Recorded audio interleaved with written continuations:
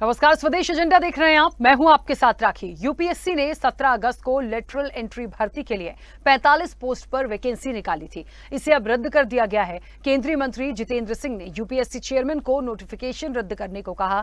PM Modi के कहने पर यह फैसला बदल गया है।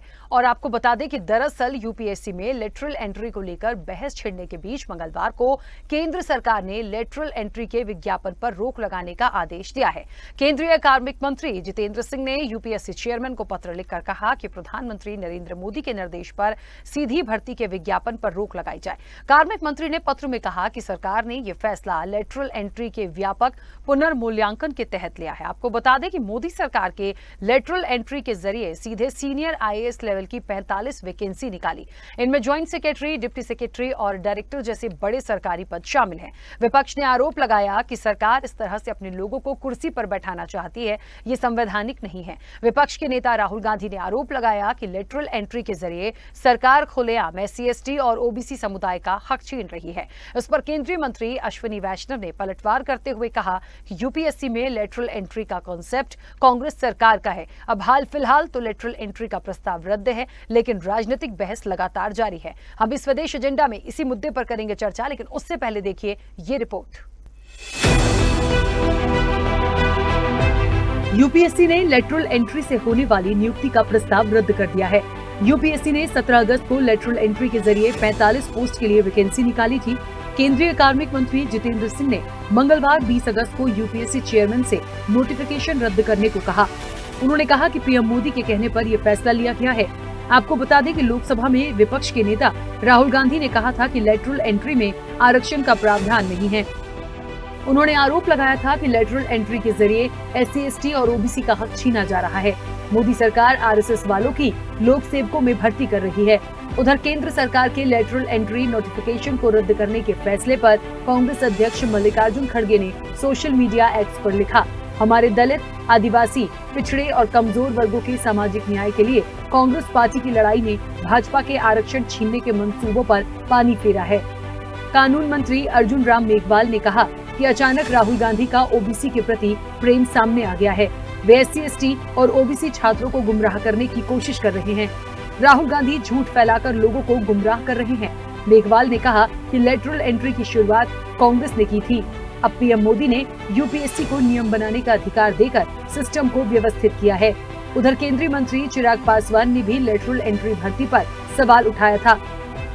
उन्होंने कहा था कि सरकारी नियुक्ति में आरक्षण होना चाहिए, इसमें कोई किंतु परंतु नहीं हो। उन्होंने कहा सरकार और प्रधानमंत्री आरक्षण के समर्थन में हैं। लेटरल एंट्री के जरिए कुछ पदों पर सीधी भर्ती हो रही है, जिसमें आरक्षण को ध्यान में नहीं रखा गया है। उससे मैं और मेरी पार्टी सहमत नहीं है। हम इसके पूरी तरह से खिलाफ हैं। सरकार का हिस्सा होने के नाते हमने सरकार के सामने भी चिंता जाहिर की है। माननीय प्रधानमंत्री श्री नरेंद्र मोदी जी ने बाबा साहेब अम्बेडकर के संविधान के प्रति प्रतिबद्धता को एक बार फिर बहुत ही महत्वपूर्ण निर्णय के साथ बताया है, दिखाया है। यूपीएससी में लेटरल एंट्री एक बहुत ही ट्रांसपेरेंट मेथड जो लिया था, उसमें रिजर्वेशन के प्रिंसिपल्स लगे, ऐसा निर्णय लिया है कि लेटरल एंट्री कांग्रेस के जमाने से शुरू हुई अव्यवस्थित एक व्यवस्था थी। मर्जी आए उसको बना देते थे, जिसमें बहुत से ऐसे उदाहरण हैं, डॉक्टर मनमोहन सिंह जी से लेकर के ऐसे बहुत से उदाहरण दिए जा सकते हैं। लेकिन रिजर्वेशन के बिंदु पे जो weaker section of the society है, एससी/एसटी, ओबीसी के साथ प्रधानमंत्री जी खड़े नजर आ रहे हैं, ऐसा उन्होंने निर्णय लिया है। जैसे ही ये लेटरल एंट्री वाला मामला हम लोग के संज्ञान में आया, सरकारी क्षेत्र में कोई भी नियुक्ति होती हो, किसी भी तरीके की नियुक्ति होती हो, ऐसे में सरकार को आरक्षण के नियमों का पालन करना चाहिए। ये मांग लोक जनशक्ति पार्टी रामविलास की रही है हमेशा। लेटरल एंट्री क्या है, जिस पर ये सारा विवाद छिड़ा हुआ है, डालते हैं एक नजर। लेटरल एंट्री का मतलब बिना एग्जाम के सीधी भर्ती। केंद्र सरकार यूपीएससी के बड़े पदों पर भर्ती करती है। प्राइवेट सेक्टर के एक्सपर्ट्स की सीधी भर्ती करती है सरकार। इसमें राजस्व, वित्त, आर्थिक, कृषि, शिक्षा जैसे सेक्टर्स शामिल हैं। इस भर्ती में लंबे समय से काम कर रहे लोग होते हैं शामिल। मंत्रालयों में joint secretary, directors, deputy secretary की पोस्ट पर भर्ती, यूपीएससी में लेटरल एंट्री की साल 2018 में हुई थी शुरुआत। पहली बार ज्वाइंट सेक्रेटरी लेवल की पोस्ट के लिए 6077 आवेदन आए। 2019 में अलग अलग मंत्रालयों और विभागों में 9 नियुक्ति हुई। इस मुद्दे पर विपक्ष ने पहले से ही मोर्चा खोल रखा था। सपा सुप्रीमो अखिलेश यादव ने कहा कि अपने लोगों को कुर्सी पर बिठाने की साजिश है, संविधान की धज्जियां उड़ा रहे हैं। अपने लोगों को कुर्सी पर बिठाया जा रहा था, तो वहीं कांग्रेस अब प्रधानमंत्री को नसीहत दे रही है कि वे अब देश को अपने मन की बात नहीं, देश के मन की बात सुने। अपने लोगों को कुर्सी पे बैठाने के लिए जो ये लेटरल एंट्री का खेल चल रहा है, कोई पहली बार नहीं हो रहा है। जिस तरीके से भारत से उद्योगपति भागे थे, उसी तरीके से लेटरल एंट्री से नौकरी पाने के बाद कुछ भ्रष्टाचार कर करके भारत छोड़ के चले गए वो। तो हो सकता है भारतीय जनता पार्टी किसी नए भ्रष्टाचार की तैयारी कर रही हो और लेटरल एंट्री वाले लोगों से करा करके वो फिर भाग जाए भारत छोड़कर। केंद्र सरकार ने दबाव में आकर, विपक्ष के दबाव में आकर, अपने ही गठबंधन के सदस्यों के दबाव में आकर जो लेटरल एंट्री का एडवर्टीजमेंट थी, यूपीएससी ने जो विज्ञापन निकाला था, उसको वापस लेने के, उसको विड्रॉ करने के निर्देश दिए हैं। हम इसका स्वागत भी करते हैं और प्रधानमंत्री को एक सलाह भी देते हैं। अब आप खुद बादशाहत दिखाकर जो मन में आए वो निर्णय नहीं ले सकते, इसलिए अपने अलाइज की सुनकर निर्णय लिया करिए, ताकि वो निर्णय बार बार वापस ना लेना पड़े। लेटरल एंट्री के जरिए सीधे आईएएस बनाए जाएंगे, ये मोदी का मकसद है। अब तक 63 आईएएस लेटरल एंट्री के जरिए प्रधानमंत्री नरेंद्र मोदी ने बनाए हैं। ये गुनाह किया है भारत के प्रधानमंत्री नरेंद्र मोदी ने और उनकी पार्टी भारतीय जनता पार्टी ने। बहरहाल अब हाल फिलहाल सरकार ने लेटरल एंट्री के जरिए नियुक्ति का आदेश रद्द कर दिया है। कांग्रेस इसे भले ही अपनी जीत मानकर चल रही है, लेकिन माना ये जा रहा है कि लेटरल एंट्री का फैसला वापस लेकर आरक्षण पर फ्रंट फुट पर खेलना चाहती है। ऐसे में देखने वाली बात होगी कि सरकार अपनी रणनीति में आने वाले वक्त में कितनी कामयाब होती है। स्पेशल रिपोर्ट, स्वदेश न्यूज।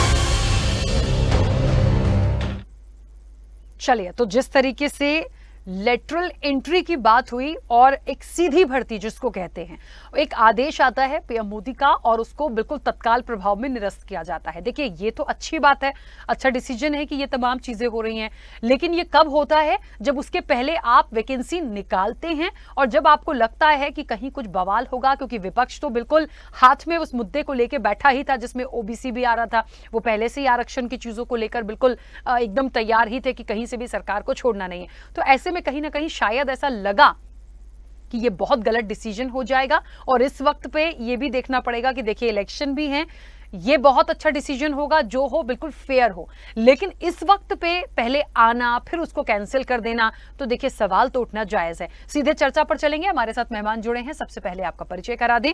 भारतीय जनता पार्टी का पक्ष रखेंगे अब से कुछ देर में खेमचंद शर्मा, फिलहाल हमारे साथ कनेक्ट नहीं है, लेकिन उनका बहुत स्वागत चर्चा में जुड़ने के लिए। कांग्रेस का पक्ष रखेंगे मलिक जावेद। मलिक जी, आपका भी बहुत स्वागत है। ओबीसी नेता हैं लोकेंद्र सिंह गुर्जर। लोकेंद्र जी, आपका भी बहुत स्वागत है। वरिष्ठ पत्रकार हैं प्रियदर्शी रंजन। प्रियदर्शी जी, आपका भी बहुत स्वागत है। राजनीतिक विश्लेषक हैं दीपक कुमार गुप्ता। दीपक जी, आपका भी बहुत स्वागत है। और यूपीएससी के एस्पिरेंट्स तौहीन हक्कानी हमारे साथ जुड़े हैं। तौहीन जी, आपका भी बहुत स्वागत है। चर्चा की शुरुआत सबसे पहले, क्योंकि भारतीय जनता पार्टी तो फिलहाल कनेक्ट नहीं है हमारे साथ, तौहीन जी आपसे करती हूं मैं चर्चा की शुरुआत। मेरी आवाज पहुंच रही है?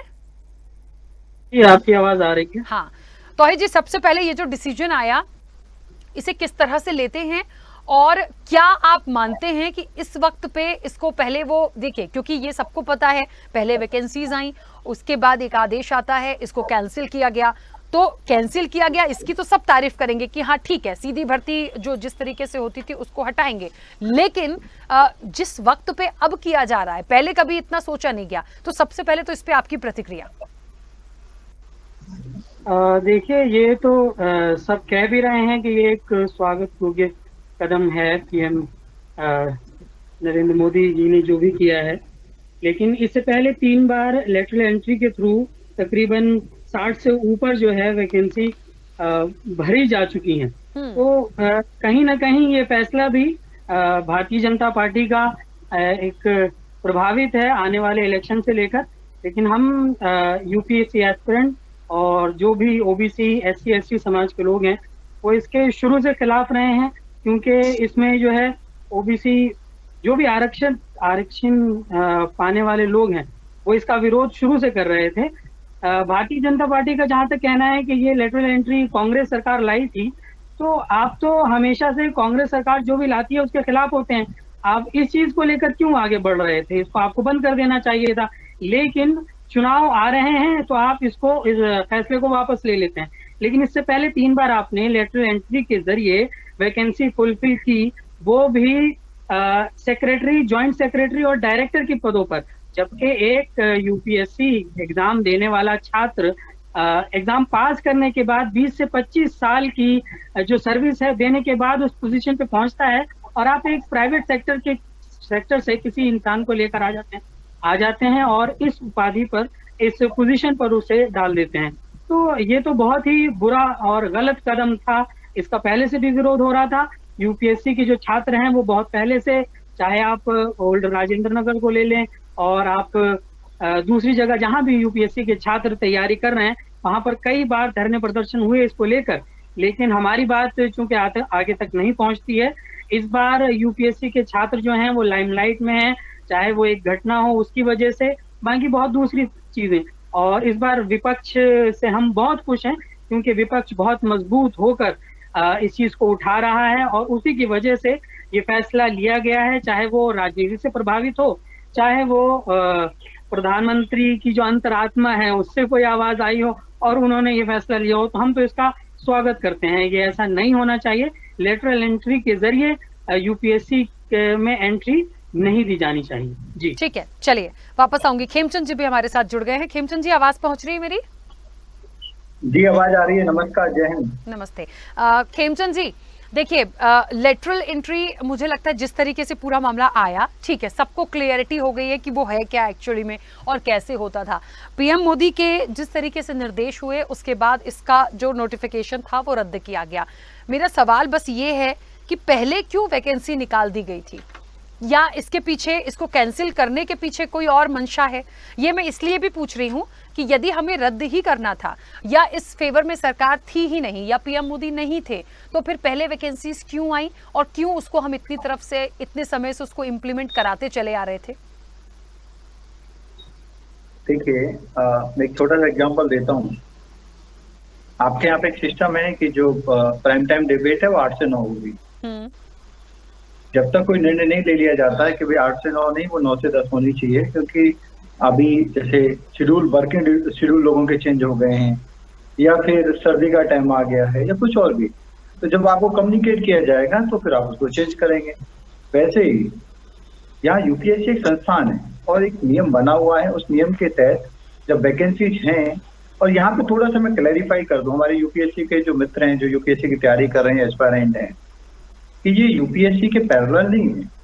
It is highly specialised vacancy जिनके लिए हाईली स्पेशल स्किल्स चाहिए, और it is not a permanent, it is temporary for 3 to 5 years, और it is not for, please complete करने दीजिए, it is not for fresher also. There is a condition of 15-year experience, 10 to 15 year experience at least. So 10 to 15 year experience in an industry or in state government or in PSU with highly specialized skills. क्योंकि highly जो specialised skills हैं उनकी कमी है, आप उनको कैसे भरोगे? आप कहते हैं कि यूपीएससी से एस्पायरेंट से भरना है, तो जो फ्रेशर आएगा वो 10 से 15 साल वाले एक्सपीरियंस को कैसे मैच करेगा? तो ये सिस्टम बना हुआ था, कांग्रेस ने बनाया। इस सिस्टम के तहत बड़े बड़े लोग, इवन डॉक्टर मनमोहन सिंह जी भी, या डॉक्टर आलूवालिया जी, बड़े बड़े लोगों की जो अपॉइंटमेंट है कांग्रेस के जमाने में भी होती रही है और हमारे जमाने में भी होती रही है।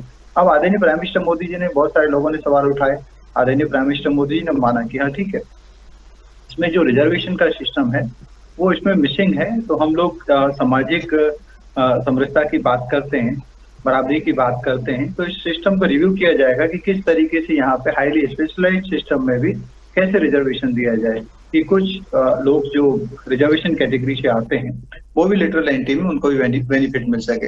लेकिन इसको कंपेयर करना, एप्पल टू एप्पल हम कंपेयर नहीं कर सकते। जो फ्रेशर आते हैं यूपीएससी के, उनको अलग टास्क असाइन किया जाता है, स्लोली एक्सपीरियंस के साथ उनको काम दिया जाता है, बट वो इक्वली इतने स्पेशलाइज जॉब को हैंडल कर पाएंगे ऐसा नहीं होता है। इसको एक्सपीरियंस ही कर सकते हैं। हाँ, इसको रिव्यू करके इसमें भी कुछ रिजर्वेशन का सिस्टम बने, इसमें भी ओबीसी SC ST समाज का रिप्रेजेंटेशन आए, ऐसी कुछ व्यवस्था हो, तो उसके लिए आदरणीय prime minister Modi ji direction दिए हैं और यूपीएससी प्लस गवर्नमेंट इसको रिव्यू करेगा और नया सिस्टम आएगा और उसके अंतर्गत इसमें एग्जाम होंगे, यूपीएससी एग्जाम कंडक्ट करेगा, यूपीएससी इसको लेगा। लेकिन हम इसको फ्रेश स्टूडेंट से कंपेयर ना करें क्योंकि ये कंपेरेबल नहीं है। चलिए, मुझे तो ऐसा लगता है, देखिए, कोई 1 साल से मेहनत कर रहा है, कोई 10 साल से मेहनत कर रहा है या कोई 5 साल से मेहनत कर रहा है, बात इतनी सी है कि जो पढ़कर उसको मेहनत करके एग्जाम दे के आते हैं उनकी मेहनत सफल हो जाती है यदि वो एक अच्छे पद पर पहुंचते हैं। बात इतनी सी है। अब डायरेक्टली जो भर्तियां हो रही थी बिना एग्जाम दिए, उस पर तो सवाल आएंगे ना खेमचंद जी। नहीं, लेट मी करेक्ट प्लीज। यहाँ भी एग्जाम हो रहा है, यहाँ भी यूपीएससी के माध्यम से आएगा। दूसरा, जो आप कह रहे हैं स्टूडेंट जो यूपीएससी की तैयारी कर रहे हैं वो एज अ फैक्ट लगते हैं। हाईली एडिटर की पोजीशन होती है, कैंकर की पोजीशन होती है। एडिटर का मतलब 10-15 साल का एक्सपीरियंस होना चाहिए। सर, एक गाइडलाइन होती है ना। नहीं खेमचंद जी, थोड़ा सा मुझे क्लियर करिए, क्योंकि इसलिए क्लियर करिए आप क्योंकि मुझे जो पता है, मुझे ऐसा लग रहा है कुछ मिसअंडरस्टैंडिंग किसी को भी ना हो। देखिए, मान लीजिए आप एक एग्जांपल दे रहे हैं, किसी की कोई भी पोस्ट है, ठीक है, कोई भी पोस्ट निकली है, यदि हमें पता है कि वो सारी चीजें एग्जाम देने के बाद यदि आप निकालते हैं उस चीज को तो ही आपको मिलेगी। अब यदि उसमें ये कौन सा एक हम अलग से एक क्राइटेरिया ला रहे हैं कि सीधी भर्ती हम कर देंगे, भाई कहीं किसी डायरेक्टर की, निदेशक की पोस्ट खाली है तो आप एग्जाम करके ही तो जाएंगे ना, कि डायरेक्ट चले जाएंगे? नहीं, एग्जाम आप वहां पे पोस्टिंग कर ही नहीं सकते डायरेक्ट। यहाँ यूपीएससी के एस्पायरेंट भी हैं, जो अभी वैकेंसी निकाली गई हैं वो highly specialise, highly experience person की हैं और उसमें यूपीएससी के माध्यम से एग्जाम होगा। और उसमें जो क्राइटेरिया है, पहले स्टेट गवर्नमेंट के एम्प्लॉय, रिटायर्ड एम्प्लॉय, आर्मी के रिटायर्ड एम्प्लॉय, पीएचयू से रिटायर्ड एम्प्लॉय और existing serving employee with NOC वो अप्लाई कर सकते हैं। फिर इंडस्ट्री में भी, इंडस्ट्री में क्या आपको अभी आप देखिए जो हाईली आपको स्पेशलाइज प्रोजेक्ट, मतलब आप जो कह रहे हैं अभी रिसेंटली जो 45 जो पोस्ट निकली थी उसमें एग्जाम होना था, आप ये कह रहे हैं? एग्जाम भी होना था, क्राइटेरिया था उसमें। सर, उसमें एग्जाम ही तो नहीं हो रहा था, तभी तो विरोध हुआ, तभी तो वो कैंसिल हुआ है। नहीं, विरोध अलग है। विरोध का कारण है कि उसमें रिजर्वेशन नहीं, एक मिनट, हम कहीं नहीं जाए खेमचंद जी। अभी रिसेंटली जिसका नोटिफिकेशन रद्द हुआ, जो 45 पोस्ट थी वो सीधी भर्ती की, जिसमें एग्जाम नहीं होना था। अब ठीक है, एग्जाम था, यूपीएससी के माध्यम से आएंगे तो एग्जाम नहीं है तो क्या है, कैसे बताइए? कैसी बात करें, एग्जाम होता तो दिक्कत ही नहीं होती ना, फिर ऑब्जेक्शन क्यों? यूपीएससी कैसे करेगा? 69 पहले भी भर्ती हुई है, थोड़ा सा अपने ज्ञान की वृद्धि करिए। फॉलो होगा, ऐसा एग्जाम नहीं होगा जैसे भाई यूपीएससी के जो नॉर्मल एग्जाम होते हैं कि आपको फर्स्ट करना है, सेकंड करना है, फिर इंटरव्यू करना है। These are the specialised people. जो विरोध हुआ है, अगर यहाँ पैनल में भी दूसरे लोग बताएंगे, विरोध का एक जो बहुत बड़ा कारण ये था कि यहाँ पे रिजर्वेशन इम्प्लीमेंटेड नहीं था SC ST के लिए, ओबीसी के लिए, क्योंकि लिटरल एंट्री है। नहीं खेमचंद जी, जो विरोध आया है वो इस चीज का आया है कि सीधी भर्ती नहीं होगी। यदि सीधी भर्ती होती है तो फिर आरक्षण की बात भी आ रही है, बाकी वर्गों की भी बात आ रही है। ये मुख्य रूप से आपत्ति आई है ना। हम क्यों ऐसे उसको बार बार क्लेरिफाई कर रहे हैं कि मिसअंडरस्टैंडिंग हो, क्योंकि मुझे बहुत क्लियरिटी है, इसलिए मैं बार बार उस चीज पे सवाल कर रही हूँ। 1 मिनट रुकिएगा, लोकेन जी कुछ कहना चाह रहे हैं? हाँ बोलिए। जैसे कि खेमचंद जी अभी बोल रहे थे कि एग्जाम से होते हैं, तो खेमचंद जी आप ये बताइए, पिछली बार जो 69 सिलेक्शन हुए थे उनका कौन सा एग्जाम हुआ था, उनका कौन सा रिजल्ट आया था? आपके पास रिजल्ट शीट हो तो दिखा दीजिए लोगों को, कम से कम ये आप सही नहीं बता सकते हैं, प्लीज भ्रमित तो मत करिए खेमचंद जी। ये पार्टियां हैं, ये राजनीतिक दल हैं, ये सिक्के उछाल के देखते हैं कि किक पड़ा है या पच पड़ा है। इन्होंने अभी ये उछाल के देखा, विरोध हुआ, इन्होंने कैंसिल किया। ऐसे ही वो नोटिफिकेशन किसी डिपार्टमेंट ने निकाला है, पहले सुन लो। इंटरव्यू से किसी पॉलिटिकल पार्टी ने निकाला है, तो यूपीएससी ने निकाला है। यूपीएससी हमारी संविधानिक संस्था है और वो एग्जाम वो अपना प्रोसीजर कंडक्ट करके सभी को इंक्लूड करने वाली थी। ऐसा नहीं है मैंने चाहा हमारे जिसका मर्जी तैयारी करते हैं और उसी सिस्टम के तहत मनमोहन सिंह को भी रखा गया, डॉक्टर अहलूवालिया को भी रखा गया, बहुत सारे जो गवर्नर तक बने हमारे रिजर्व बैंक के उनको भी रखा गया। वो सिस्टम आज से नहीं है, पहले से ही है, ट्रांसपेरेंट सिस्टम है और इस सिस्टम में भी यूपीएससी उनको, लेकिन जो मेजर प्रॉब्लम थी आदरणीय इसमें भी रिजर्वेशन का बेनिफिट यदि कांग्रेस पूरा गिरेगी तो आप भी गिरोगे ना। ऐसी बात, इस सीरियस मैटर में ऐसी हल्की बातें मत करो। कांग्रेस में गिरोगे, मैं आपको उदाहरण देता हूँ, मैं आपको उदाहरण देता हूँ। जब हम बात अच्छा, एक मिनट रुकिए, चलिए अभी चर्चा को शुरू ही किया है हमने, सब लोग एक एक बार अपनी प्रतिक्रिया रख ले, उसके बाद हम इस चर्चा पे वापस आते हैं। अब लोकेन जी और खेमचंद जी 1 मिनट रुकिएगा। मलिक जी आप क्या मानते हैं? देखिए एक बहुत क्लियरिटी है, मैं फिर से बोल दूं, अभी जो 45 पोस्ट थी वो सीधी भर्ती की थी, जिसके लिए विरोध हुआ और जाहिर तौर पे उसके लिए आदेश आए, उसको कैंसिल किया गया। अब इसमें कहां मिसअंडरस्टैंडिंग है? और ये भी हुआ कि यदि सीधी भर्ती से होता तब जाके आरक्षण SC ST OBC की बात आई है उसके बाद, क्योंकि शुरू से लड़ाई विपक्ष की इस चीज को लेकर थी। इतनी सी बात है, अब उसमें इतनी मिसअंडरस्टैंडिंग को क्लियर मत करिए प्लीज, उसको क्लियरिटी से लेकर चलें, जिसको जो डाउट है वो अपनी बात रखेगा। मलिक जी। देखिए राकेश जी, मैं ये कहना चाहूंगा कि यूपीएससी का नोटिफिकेशन जरूर था, लेकिन वो डायरेक्ट एंट्री थी, एप्लीकेशन भरो, इंटरव्यू दो और सिलेक्ट हो जाओ। हाँ। इसमें कोई टेस्ट नहीं होना था। वो कंफ्यूज हो रहे हैं खेमचंद भाई के यूपीएससी है तो वो एग्जाम ही कंडक्ट कराएगी। इससे पहले मोदी सरकार ने ARC में 2018 में बहुत बड़े संशोधन किए और अभी तक 63 नियुक्तियां ये कर चुके हैं। और ये हम बार बार क्यों कह रहे हैं कि आरक्षण होना चाहिए, वो इसलिए होना चाहिए जब सरकार ही संविधान का विरोध कर रही है, संविधान के नियमों का उल्लंघन कर रही है, तो फिर लागू कौन करेगा संविधान को? अभी 4 दिन पहले उदाहरण आया उत्तर प्रदेश का, जिससे भाजपा की सरकार का पता लगता है चरित्र क्या है। 69,000 शिक्षकों की भर्ती हुई, उसमें भी आरक्षण काटकर डायरेक्ट भर्ती कर दी गई, मेरिट लिस्ट को बिल्कुल घोटाला करके बनाई गई और हाई कोर्ट ने उसको फटकार लगाई। अब योगी जी भी कह रहे हैं कि हम फिर से सूची बनाएंगे, हम आरक्षण और संविधान लागू करेंगे। तो इनका चाल चरित्र चेहरा जो है वो पूरे देश के सामने आ गया है कि ये आरक्षण विरोधी है। पिछले 10 सालों में देश की PSUs को इतना बेच दिया गया है कि 5,10,000 नौकरियां एलिमिनेट हो गई, यानी खत्म हो गई। तो सोचिए अगर 5 लाख नौकरियां अगर मिलती तो उसमें OBC को कितना मिलता, आदिवासी को कितना मिलता, दलित को कितना मिलता, पिछड़ों को कितना मिलता, अति पिछड़ों को कितना मिलता। तो ये अब से काम नहीं कर रहे हैं, ये 10 साल से काम कर रहे हैं। ये तो नोटिफिकेशन इस तरीके से लागू आया। अब प्रॉब्लम ये हो गई इनके लिए कि इनकी सरकार जो है वो N1 और N2 पर निर्भर है और सामने एक मजबूत विपक्ष है जो अपनी बात मनवाने में सक्षम है। और ये पहली बार नहीं हो जो वापसी हुई है। इन्होंने वक्फ संशोधन बिल भी लेकर आए थे, वो भी वापस लेना पड़ा और वो JPC में भेजना पड़ा। अभी ब्रॉडकास्ट बिल लेके आए थे, वो भी वापस लेना पड़ा, विड्रॉ करना पड़ा संसद से। तो ये गैर संविधानिक जो भी कानून लेके आ रहे हैं वो मुंह की खानी पड़ रही है। अब मोदी जी को ये याद रखना पड़ेगा कि उनकी सरकार जो है बैसाखियों के सहारे है, वो मन मर्जी के फैसले नहीं थोप सकती, जैसे नोटबंदी, गलत GST। अब इन्हें चर्चा करके सही तरीके से संविधान के अनुरूप सारे कानूनों को पारित कराना पड़ेगा, देश को लागू करना पड़ेगा। लेकिन ये जो वापसी करी है मोदी सरकार ने लेटरल एंट्री की, ये संविधान की जीत है, पिछड़ों की जीत है, शोषित जो हैं उनकी जीत है और जो मजबूत विपक्ष है उसकी भी जीत है। आज सरकार को घुटने टेकना पड़ रहा है और हम ये भी इनको बताना चाहेंगे, अग्निवीर जैसी योजना जिसने युवाओं को बर्बाद किया है, आज अग्निवीर के युवा थे वे डाकू बन गए हैं, रॉबरी कर रहे हैं। भोपाल की घटना हो चाहे पंजाब की घटना हो, ये भी वापिस करा के रहेंगे और MSP का कानून भी वापिस करा के रहेंगे, लागू करा के रहेंगे।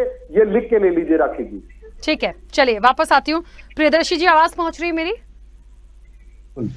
प्रियदर्शी जी क्या गोलमाल है ये? मैं तो एक सवाल करूं, क्या गोलमाल है?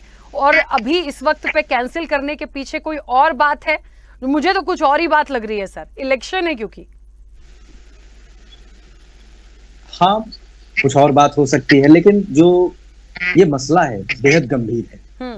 लैटरल एंट्री को व्यापक पैमाने पर देखा जाना चाहिए, इसमें इसकी प्रक्रिया को देखा जाना चाहिए, इसमें इसके सुधार की बात को देखा जाना चाहिए, इसमें आरक्षण को देखा जाना चाहिए और इसमें राजनीति के बात को देखा जाना चाहिए। सबसे पहली बात आरक्षण की बात है, क्योंकि अगर एक बड़ा प्रयोग है लैटरल एंट्री, तो आरक्षण के मसले पर विवादों में क्यों झोंका जाए, क्योंकि आरक्षण बहुत ही संवेदनशील मुद्दा है।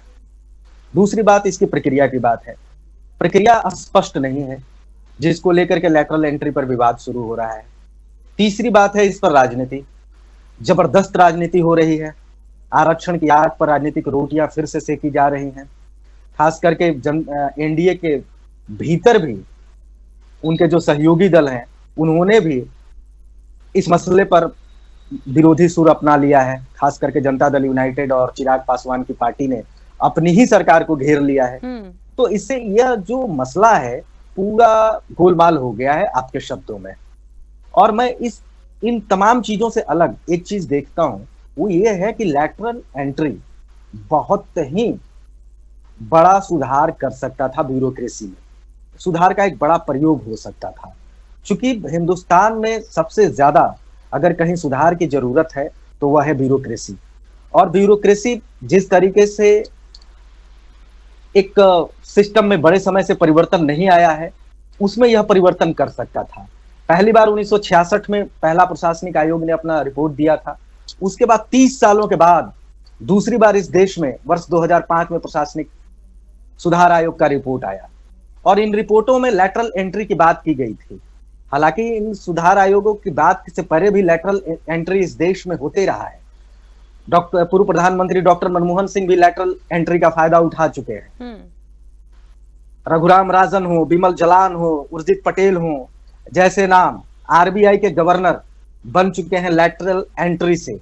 इन्फोसिस के कर्ता धर्ता भी आधार कार्ड बनाने वाली संस्था UIDAI के चेयरपर्सन रह चुके हैं लैटरल एंट्री से। इंदिरा गांधी के समय में भी मंतोष सौंधी नाम के व्यक्ति को भारी उद्योग विभाग में उच्च पद पर बहाली की गई थी लैटरल एंट्री से। लैटरल एंट्री से ही लाल बहादुर शास्त्री के शासन काल में भी NTPC लैटरल एंट्री के से कई बहालियां की गई थी। NTPC के चेयरमैन DV कपूर को भी ऊर्जा विभाग में सचिव पद दिया गया था लैटरल एंट्री से। तो ये लैटरल एंट्री का प्रयोग होता रहा है और सरकार का भी दावा है, सामाजिक संस्थानों का भी दावा है, शोधकर्ताओं का भी दावा है कि लैटरल एंट्री से इस देश को फायदा हो रहा है। क्योंकि ब्यूरोक्रेसी जड़वत बना हुआ है और उस जड़वत ब्यूरोक्रेसी में परिवर्तन के लिए कुछ ना कुछ तो प्रयोग होने चाहिए। लैटरल एंट्री का प्रयोग होने देना चाहिए। हाँ, कुछ दबाव है सरकार पर, आरक्षण का जो विवाद है उसको सुलझाना चाहिए क्योंकि आरक्षण बहुत ही संवेदनशील मसला है। दूसरी बात है प्रक्रिया को स्पष्ट करना चाहिए, सुचारू तरीके से इस पर बहाली हो। ऐसा ना हो कि लुंज पुंज लोग, कुछ अच्छे लोग आए हैं उसके हवाले से कुछ और लोग ऐसे लोग आ जाएं। एक डर है कि भ्रष्टाचार बढ़ेगा ऐसे मसलों से, ठीक है, लैटरल एंट्री से। उस भय को सरकार को दूर करना चाहिए। जी ठीक है, चलिए दीपक जी आवाज पहुंच रही है। दीपक जी आपकी प्रतिक्रिया सबसे पहले इस पूरे मुद्दे पे, और इसलिए भी क्योंकि ये बात देखिए सच है, ऐसा नहीं है कि इसका किसी ने फायदा नहीं उठाया, लेकिन हम आज वर्तमान में जिस परिदृश्य में बैठे हैं, वर्तमान में जो चीजें हो रही हैं, जो चीजें निकल कर आ रही हैं, उस पर काम करने की जरूरत है। अब ऐसे तो सर यदि चले जाएं तो बताइए ना, इतनी बड़ी बड़ी परीक्षाओं पर जब सवाल उठ गए, इतने बड़े बड़े हमने पेपर लीक देख लिए, फर्जी मामले देख लिए, फर्जी IAS भी देख लिए, मैं तो मुझे बोलते हुए कोई गुरेज नहीं है, तो हम किस पर भरोसा करेंगे। लेकिन फिलहाल जो बात निकली है और जो अब आगे हो सकता है या होना चाहिए, क्या उसकी क्लियरिटी मिलना जरूरी नहीं है? बिल्कुल होना चाहिए, पर हो पाएगी?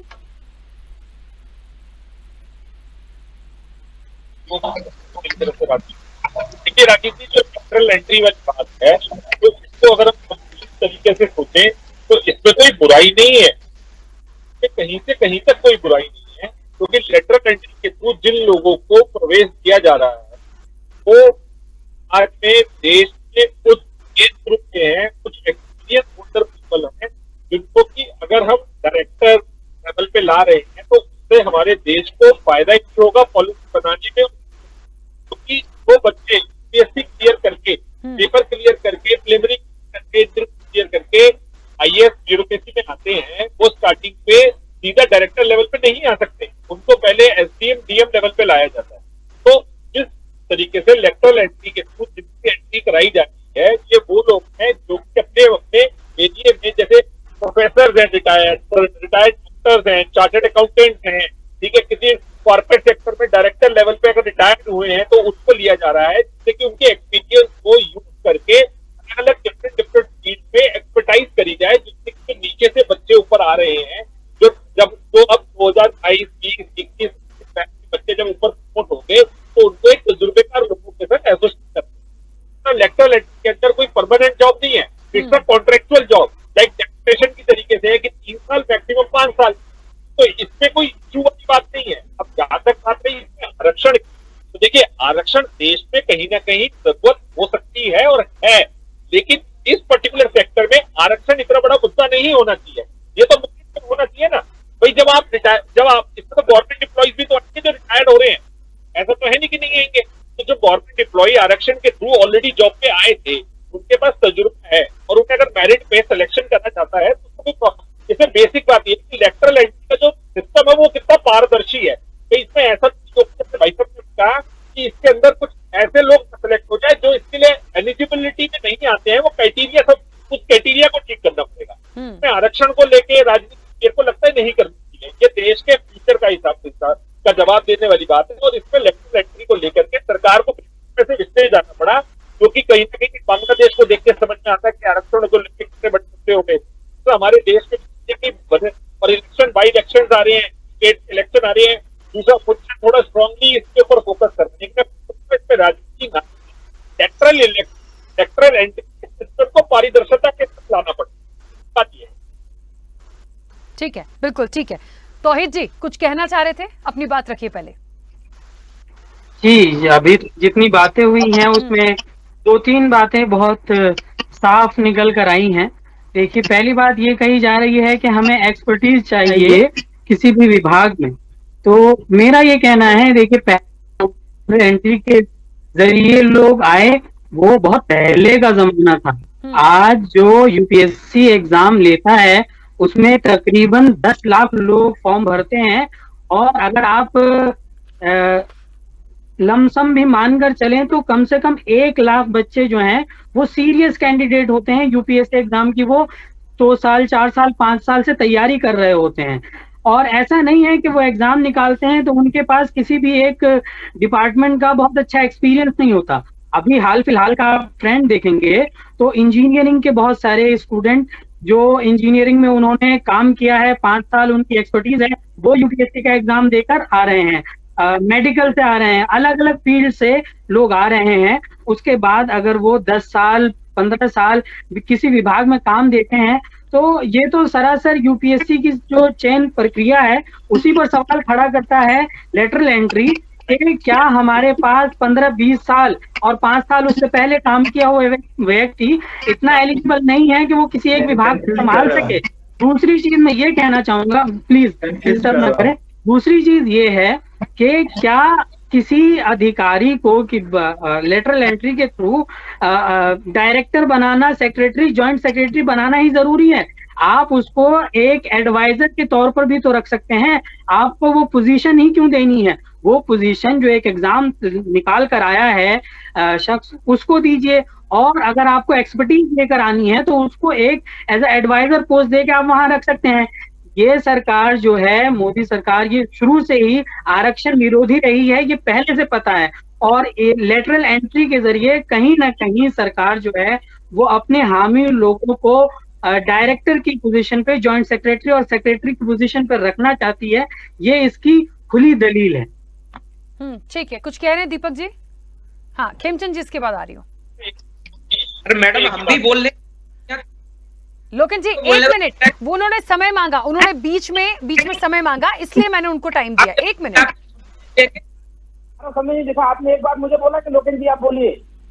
लोकेन जी आपने चलिए, समय नहीं मैं आओ, गौरव, आप मांगा, बोलिए। उन्होंने हैंड रेज किया बीच में, इसलिए मैंने उनको पहले टाइम दिया है। यदि आपको कहना है आप बोलेंगे सर, सब लोग ऐसी, खेमचंद जी भी हैं, इसलिए मैंने उसके बाद उनको देखा।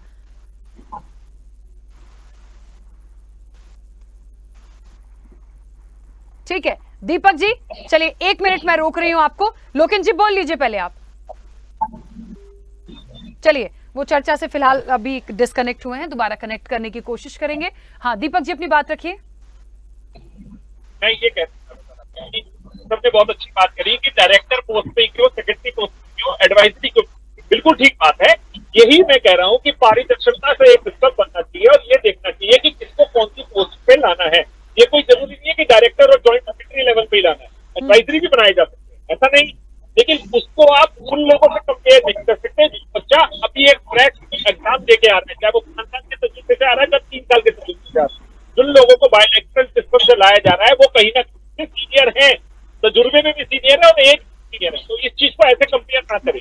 और नहीं दीपक जी, आप समझ नहीं रहे हैं, जो लेटरल एंट्री के जरिए सीधा डायरेक्टर की पोस्ट पे रखा जा रहा है ना, और कोई भी यूपीएससी एस्पिरेंट डायरेक्टर की पोस्ट पे जब जाएगा जब उसका कम से कम 20 साल का तजर्बा होगा।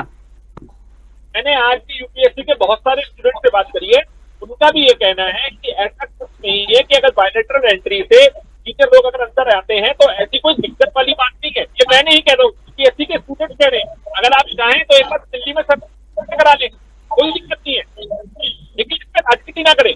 ये बहुत सेंसिटिव मैटर है। कहीं ना कहीं हमारी पॉलिसीज को लेकर के, हमारे सिस्टम को लेकर के एक चीज है, ये कोई मोदी सरकार या मनमोहन सिंह सरकार के साथ नहीं है। ये जनरल अगर कोई डिपार्टमेंट है तो उसको बुराई नहीं है, और वो डेपुटेशन पे है, वो कोई परमानेंट जॉब पे थोड़ी है। आप ये भी तो सोचिए। तो इसलिए मेरे को लगता है पारदर्शिता होनी चाहिए, सिस्टम ऐसा होना चाहिए कि सबको मौका मिले उसके मेरिट के हिसाब से। दीपक जी देखिए, दूसरी समस्या दीपक जी ये भी है ना कि यदि ऐसे करने लगेंगे कुछ पोस्ट के लिए तो फिर वहां SC ST OBC का आरक्षण कहाँ जाएगा? समस्या उस बात की भी है। तो आप समझिए ना कि जिन पोस्टों की बात हो रही है उनमें, उन पोस्टों में वो लोग भी तो आएंगे ना एज अ मेरिट, जो आरक्षण अगर जॉब पे आएंगे वो भी तो उसमें आते हैं। ऐसा थोड़ी है कि नहीं आते। मतलब आप क्या कहना चाहते हो? विपक्ष की आपत्ति तो ये भी है, मैंने तो अभी इस पूरे आज के इस मुद्दे में ये भी कहीं देखा, सुना और पढ़ा कि RSS वालों को ज्यादा प्राथमिकता है, तो मुझे तो वो भी एक बड़ा आश्चर्यजनक पॉइंट लगा कि ये भी क्या हो रहा है सर, ये भी कोई भर्ती है? मतलब RSS लोक सेवकों की भर्ती, मतलब मैंने सोचा ये एंगल भी आएगा क्या अब इस पूरे मामले में? मतलब बड़ा वैसा मुझे लगता है इसका बेहतर जवाब कांग्रेस देगी। हाँ बोलिए दीपक जी, कंप्लीट करिए जल्दी से। RSS अपने लोगों को भर्ती करना चाहते हैं, ये मेरिट के ऊपर है, चाहे वो RSS का हो, चाहे वो कांग्रेस का हो, चाहे आम आदमी पार्टी का हो, चाहे वो इंडिपेंडेंट हो। इसमें राजनीति का गलत बात, मैं इसका खंडन करूंगा। ठीक है, चलिए लोकेन जी जुड़े हमारे साथ। चलिए अभी फिलहाल कनेक्ट नहीं है। हाँ खेमचंद जी अपनी बात रखिए, इसके बाद मलिक जी आप अपनी बात रखिएगा। देखिए दीपक जी ने जो बात कही है वो काफी हद तक सही बात कही, इसमें आप कंपेयर नहीं कर सकते। और इसमें यूपीएससी का जो रेगुलर रिक्रूटमेंट है वो रुक नहीं रहा है, वो कंटिन्यूसली चल रहा है। ये डेफिशिएंसी, ये हाईली स्पेशलाइज्ड रिक्वायरमेंट होती हैं जो किसी भी ऑर्गेनाइजेशन में आती। आप बड़े बड़े ऑर्गेनाइजेशन देख लीजिए, आप TCS जैसे ऑर्गेनाइजेशन देख लीजिए जो 40-50 हजार कॉलेज से बच्चों को उठाता है, और ज्यादातर पोस्ट पे वो अपने इंटरनल या अपने ही ट्रेंड एम्प्लॉइज को रखता है, लेकिन उनको भी लिटरल हायर करना पड़ता है क्योंकि जो इंडस्ट्री एक्सपीरियंस चाहिए या फिर जहां पे उनको एक स्पेशलाइजेशन की रिक्वायरमेंट है तो वो भी लिटरेटी हायर करते। कहीं भी किसी भी विश्व की संस्थान में जाएंगे तो आपको हाईली स्पेशलाइज जगह पे करना ही पड़ेगा। और दूसरा आपको मैं बता दूं, जिस तरीके का एडवर्टीजमेंट निकाला है, एक IT ऑफिसर का मैंने भी देखा जिसमें IT ऑफिसर में 15 साल का एक्सपीरियंस है और उसमें कितना पैसा ऑफर किया जा रहा है, 2.25 लाख रुपए। और 15 साल का एक्सपीरियंस उस लेवल का व्यक्ति जब इंडस्ट्री से आएगा उसको कम से कम 5 से 6 लाख रुपए मिल रहा होगा। इतना एक्सपीरियंस व्यक्ति, इतना सीनियर व्यक्ति जब गवर्नमेंट में कंट्रीब्यूशन के लिए आएगा, अगर आपको उसको कोई सम्मान नहीं दोगे, कोई स्टेटस नहीं दोगे तो कैसे वो कंट्रीब्यूट करेगा? तो फिर यहाँ कंट्रीब्यूशन के लिए बनाया गया। ठीक है, चलिए तो मुझे ये बताइए खेमचंद जी, यदि सब कुछ इतना अच्छा ही है तो फिर इसको रद्द क्यों कर दिया? कौन सी बड़ी भारी आपत्ति इस वक्त आ गई? Let me complete. नहीं समझ में नहीं आएगा, आप मेरे को समय मत देना, लेकिन एक पूरे प्रोसेस को कंप्लीट नहीं तो फिर समझ में नहीं आएगा।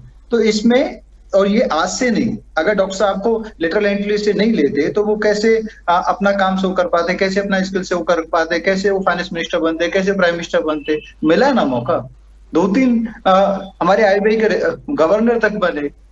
तो जहां पे जरूरत है, हाँ इंप्रूवमेंट की जरूरत हो सकती है, इंप्रूवमेंट की जरूरत की वजह से आदरणीय प्राइम मिनिस्टर मोदी जी ने क्या कहा, ठीक है हम रिव्यू करेंगे, देखेंगे कि किस तरीके से इसमें रिजर्वेशन को और इंप्लीमेंट किया जा सकता है। रही बात जो रिक्रूटमेंट का सिस्टम पूरी तरीके से पारदर्शी है, एडवर्टाइज में दिया गया, उसमें बताया गया है कितना साल मिनिमम क्राइटेरिया है, क्या आपकी एजुकेशन होनी चाहिए, क्या आपको पैसा मिलेगा, क्या आपके स्टैंडर्ड होने चाहिए, और उसके बाद इंटरव्यू होगा, प्रॉपर इंटरव्यू होगा। और वो इंटरव्यू जो यूपीएससी के होते हैं, कोई भी क्वेश्चन नहीं करता कि यूपीएससी में धांधली होती है। तो यूपीएससी का इंटरव्यू होगा, वही संस्था जब इंटरव्यू करेगी और उसके बाद ये रिक्रूटमेंट होगी। ये कंफ्यूज वो लोग कर रहे हैं जो राजनीति कर रहे हैं। अभी हमारे सो कॉल यूपीएससी एस्पायरेंट वो बात इस तरीके से कर रहे हैं, मेरे को तो लगता नहीं कि यूपीएससी एस्पायरेंट है। अरे कोई भी यूपीएससी का बच्चा जो तैयारी कर रहा है 3 साल 4 साल, वो साइड जॉब कर रहा है, वो दिन में 7, 8, 10 घंटे वो पढ़ाई कर रहा है, वो कैसे इंडस्ट्री स्पेशलिस्ट से अपने आप को कंपेयर कर सकता है? चलिए खेमचंद जी, मैं थोड़ा सा 15 साल एक्सपीरियंस व्यक्ति के साथ काम कर सकता है या किसी जगह पे काम कर सकता है? आई डोंट नो क्या लॉजिक दे रहे हैं। मुझे बस इसका जवाब दीजिए कि यदि सब कुछ ठीक है और हायर पोजीशन पर रखा जा सकता है, जिन्हें रखा जा रहा है वो वाकई डिजर्विंग है, उसमें कोई आपत्ति नहीं होती है या नहीं होना चाहिए, चलिए उसको भी मान लिया, तो फिर अभी जो निकला नोटिफिकेशन उसको रद्द क्यों करवाया? तो उसमें तो साफ साफ बताया है ना कि ठीक है, हमने माना, आदरणीय प्राइम मिनिस्टर मोदी ने माना है, ठीक है इसमें रिजर्वेशन का, इसमें सर्व समाज का जो एंगल है वो कहीं ना कहीं मिसिंग है, तो इसको रिव्यू करके इम्प्रूवमेंट किया जाएगा कि कैसे इसमें रिजर्वेशन को भी इम्प्लीमेंट किया जा सके कि हर कैटेगरी से स्पेशलिस्ट लेने हैं तो हर कैटेगरी से स्पेशलिस्ट आए, क्योंकि ये स्पेशलिस्ट लेना इंडस्ट्री से ये अपने आप में बहुत बड़ा टास्क है। हाँ, उसमें सभी को रिप्रेजेंटेशन मिले तो इसको गवर्नमेंट रिव्यू करेगी और रिव्यू करने के बाद रीइंट्रोड्यूस करेगी। इसमें अभी जो सिस्टम है, सिस्टम में कोई खामी नहीं थी। चलिए ठीक है मलिक जी, के लिए विपक्ष या मुझे लगता है आप खुद भी, क्योंकि यहाँ पक्ष रख रहे हैं, सहमत है इस चीज से? मैं बिल्कुल सहमत नहीं हूँ। बार बार खेमचंद भाई जो है वो बोल रहे हैं कि स्किल्ड वर्कर की जरूरत होती है, स्किल्ड पर्सन की जरूरत होती है जो आगे देश को बढ़ाए। बहुत अच्छी बात है।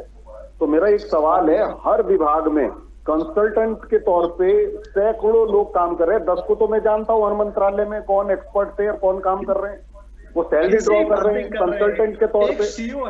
अभी बीच में मत बोलिए, मैंने बीच में नहीं बोला। प्लीज मैंने भरपूर समय आपको दिया, उनको भी बोल लेने दीजिए प्लीज। बीच में मत बोलिए, मैं लॉजिकली बोल रहा हूँ ना, मैं बिल्कुल इलॉजिकल हूँ। मेरा पक्ष आप जान लीजिए, जनता नकार देगी अगर मैं इलॉजिकल रहूंगा। आधार कार्ड के लिए जनता नकार देगी ना। बोलने दीजिए, देखिए ये एक ऐसा विषय है, आप लोगों के पॉइंट्स क्लियर होंगे, चर्चा लोग सुनते हैं सर, प्लीज क्लियरिटी होना बहुत जरूरी है।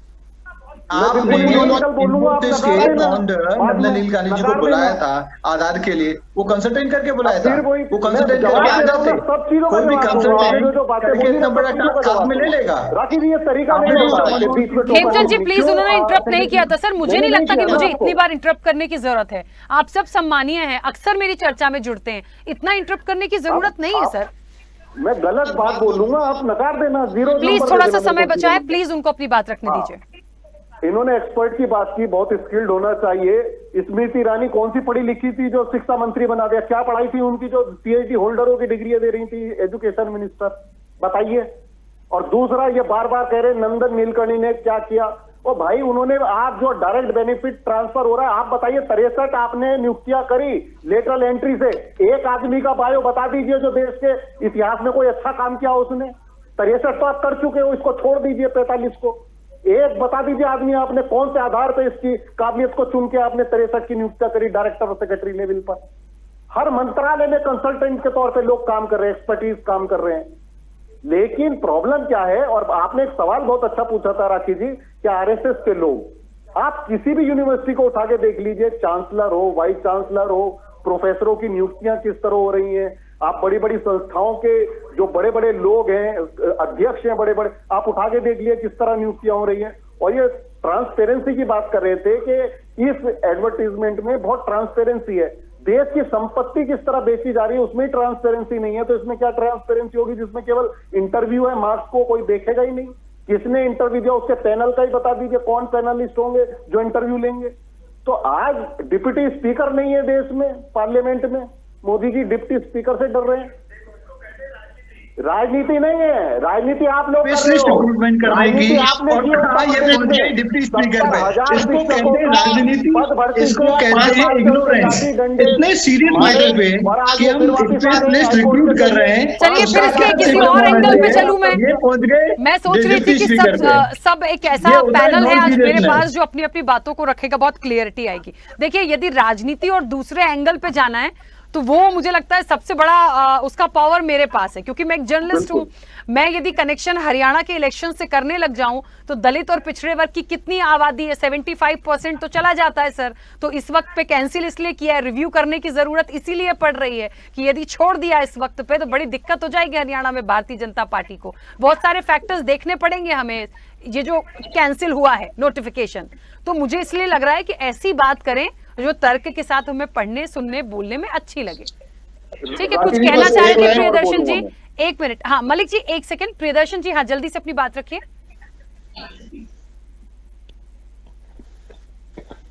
हेलो, हाँ प्रियदर्शी जी। हाँ जी, मैं कह रहा हूँ कि देखिए, जब विधायिका में लैटरल एंट्री हो सकता है, जब जुडिशियरी में लैटरल एंट्री हो सकता है, तो कार्यपालिका में क्यों नहीं हो सकता है? आज विधायिका में होता है ना, विधान परिषद लोग बनते हैं मनोनयन के आधार पर। जुडिशियरी में जज लोग जो स्पेशलिस्ट वकील होते हैं वे जज बनते हैं।